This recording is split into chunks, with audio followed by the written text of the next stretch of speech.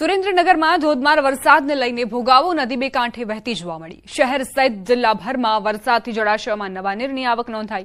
સુરેન્દ્રનગર વઢવાણ બંને જોડિયા શહેરની મધ્યમાંથી પસાર થતી નદી બે કાંઠે વહેતી જોવા મળી છે।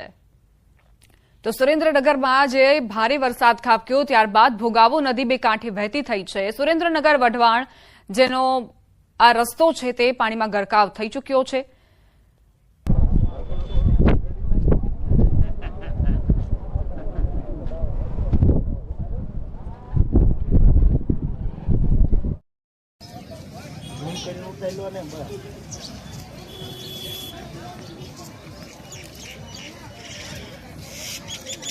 પૂલ પાણી